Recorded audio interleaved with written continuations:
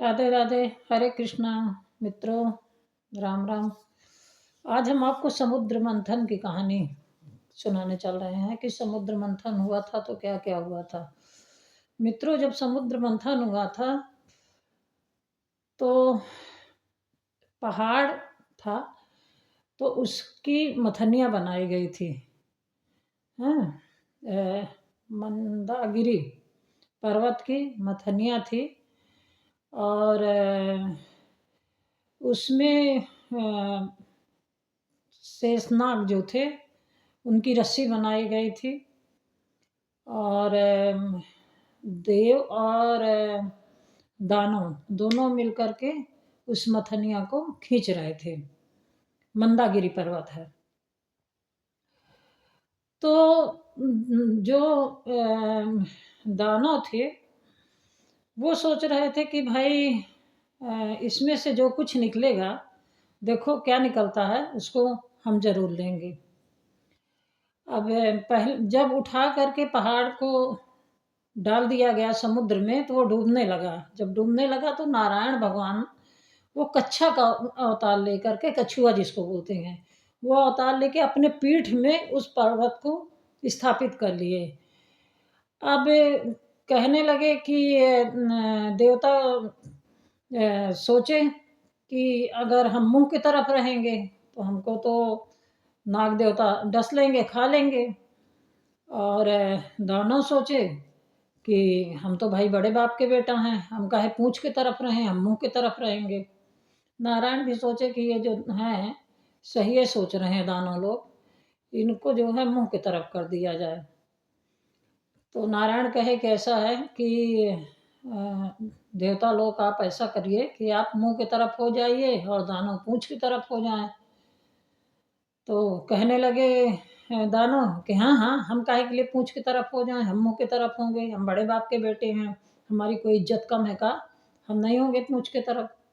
अब यही तो नारायण चाहते थे कि भाई देवताओं को बचाया जाए, देवताओं को पूंछ की तरफ किया जाए।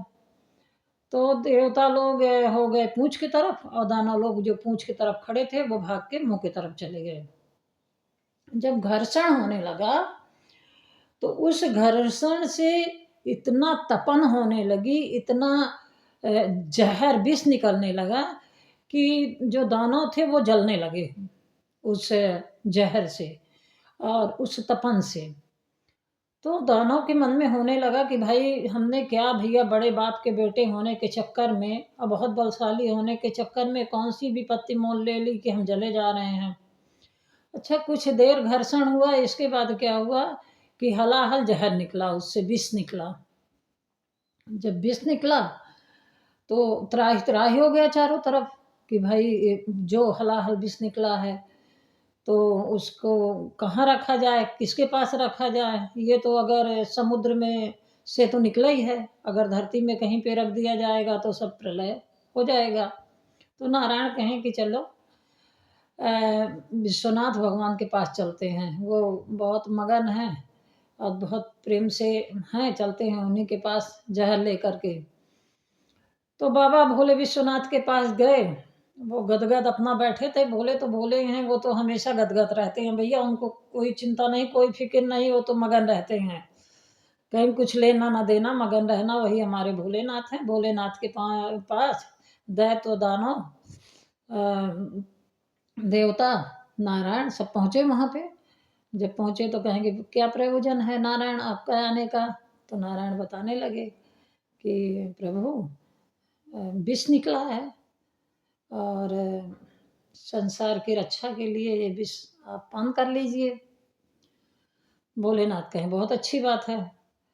अब भोलेनाथ पेट तक विष ना जाए इसलिए क्योंकि हृदय में भोलेनाथ के नारायण विराजमान है, और अगर हृदय में यहाँ चला गया, यहाँ से नीचे उतरा विष, तो नारायण को नुकसान होगा।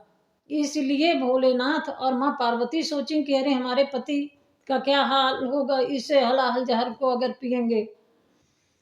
तो माँ पार्वती को समझाते हैं भोलेनाथ कि तुम परेशान ना हो, हमको कुछ नहीं होगा, वैसे भी ये यहाँ से यहाँ कंठ से नीचे इसको जाने नहीं देंगे।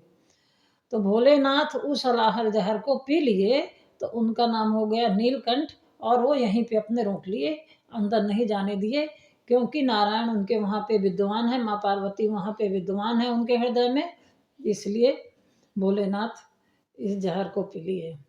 बोलो शंकर भगवान की जय। हर हर हर महादेव।